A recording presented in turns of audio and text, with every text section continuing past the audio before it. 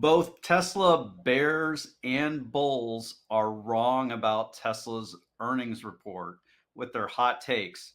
They're looking at these little adjustments, these one-time items, and we're going to get right into it and show you how these items offset. And we think a more balanced opinion or take is more appropriate.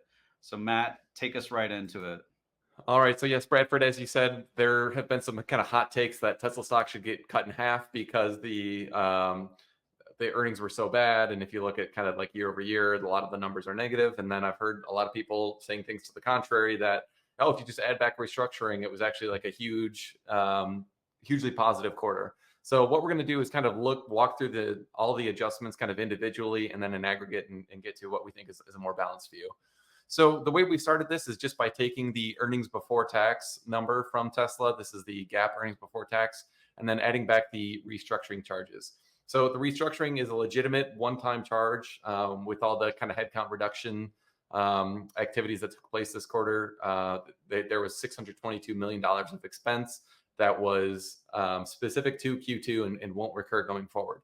So if we add that back, we get an adjusted earnings before tax of 2.5 billion. And then if we just tax affect that, we get to an adjusted net income of just about $2 billion. What tax affecting is like if we're adjusting for this loss in the future, that the loss doesn't happen, so your profits are higher, you still have to pay taxes on those profits. Yeah. And so what we're going to get to at the bottom here is kind of like a earnings per share walk of balancing out all these different items. But in order to get to an earnings per share, you have to take taxes into account. So that's all we're doing here. So you can see here, you get 57 cents of, GAAP. This is not, I'm labeling it here adjusted earnings per share, but it's not adding back in stock-based comp, which is the most common adjustment. So this is really just kind of like an adjusted earnings per share, GAAP earnings per share, only accounting for this restructuring charge. But when you do that and you compare this 57 cents to the GAAP earnings per share figure, you can see that this restructuring and other earnings per share impact is 15 cents. So this is a pretty meaningful adder, obviously. And if you were to, take the reported earnings per share of 52 cents, now this 52 cents is the, quote unquote, adjusted earnings per share, which does include stock-based comp. And so if you were to add that back or add the restructuring charges back to this figure, then you'd get 67 cents. And you can say, hey, Wall Street was expecting only 62 cents. If you add this back, Tesla actually did 67 cents. So go with Tesla. Tesla actually really beat expectations. But I would say hold your horses. That's actually not a very accurate view. And the reason that that's not an accurate view is because Wall Street was expecting some restructuring charges in Q2. So in the Q1 10Q, Tesla had this note here, which was saying that they expect to recognize in excess of $350 million of costs related to employee termination expenses in the second quarter. So let's take a look at kind of what the net impact would be of these restructuring charges, the $622 million that was realized. And since we have in excess of $350 million, maybe Wall Street was expecting a number closer to $400 million.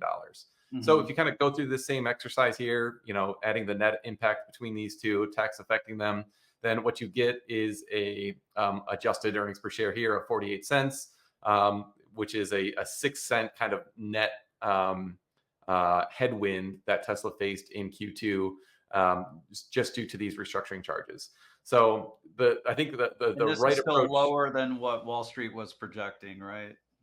Yeah. So if you take the company's reported adjusted earnings per share, and again, apologies for the confusion here, but it's if you add back the kind of net variance on Wall Street's expectations on restructuring to the adjusted earnings per share of 52 cents, which includes that stock-based comp, then you get the 52 plus this 6 cents would be 58 cents in earnings per share.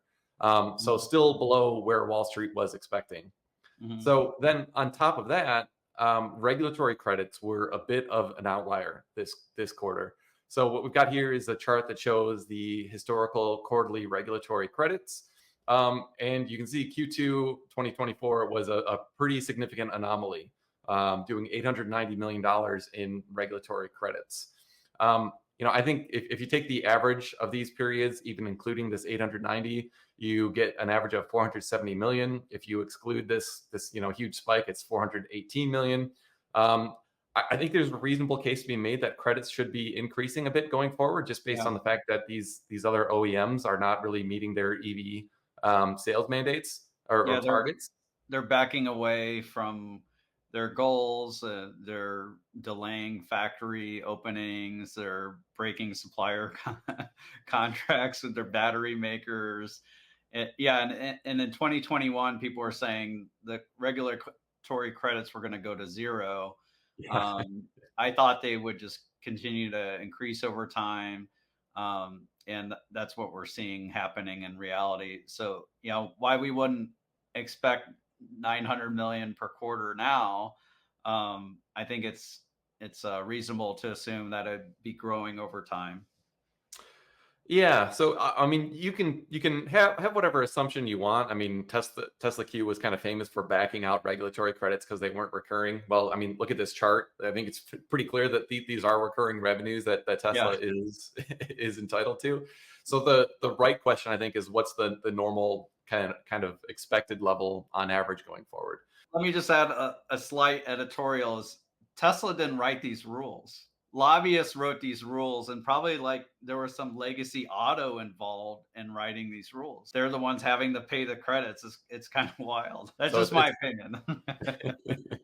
so whatever you think about these credits, whether it's right or wrong, whether you have concerns about who gets elected and whether these credits will stay or not, I think the right approach as an analyst is to just make an assumption on what you think the kind of normalized quarterly regulatory credits will be. So here, what we're doing is kind of the same exercise as in the previous two. You start with the earnings before tax. You take out the huge benefit, the $890 million, but you're adding back your expectation of a normalized regulatory credits. So here, I'm assuming $500 million. That's higher than they've done historically on average, which I think is prudent and maybe reasonably conservative. And so when you kind of do this same exercise of tax affecting it, what you get is a tailwind of 8 cents, or in other words, an 8 cent benefit to Tesla, which you wouldn't expect to be recurring. So Mhm. when you kind of put all this together, as I've done in this waterfall chart here, what you get is that the Wall Street was expecting 62 cents. We had a headwind one time around the restructuring charges of 6 cents. That if you back that out, that would make the 62 cents go a little bit higher. You had a headwind in Q2 of the restructuring charges, which if you were to back that out would be a 6 cent benefit. You had a tailwind of regulatory credits above and beyond a normalized level of 8 Mhm. cents. And so if you were to back that out again to kind of get to your normalized level, what you're left with is still a 7 cent gap between what you would expect Tesla to post versus what Tesla actually posted. And so that seven Mhm. cent variance is kind of what I'm calling core profitability. And I think the main issue here is that the automotive margins in particular were lower than people were expecting. Every analyst kind of assumes different things. I think some people were expecting more margin on the energy side of the business Mhm. than was reported as well, just based on how high deployments were. But however you cut it between energy and everything else, that there's a miss essentially on Tesla's core business of around 7 cents. So this is what I think is kind of like the nuanced take. I mean, if you're looking at everything in aggregate, it was a mildly disappointing quarter, as I think Bradford and I had both said in the last 24 hours after these results were posted. And so I think it does the disservice to just say like, oh, this was a wildly great quarter if you just back out restructuring charges. I Mhm. think the real answer is a little bit more nuanced. Exactly. And we have some incredible news to share about Tesla's earnings report. They just dropped their 10Q this morning, and there's some nuggets in there. There's some gold in them their hills, and we're really excited to share that with you in our very next video. That's it for now. You can check us out on rebellionaire.com. And with that, I'll say bye for now. Bye for now.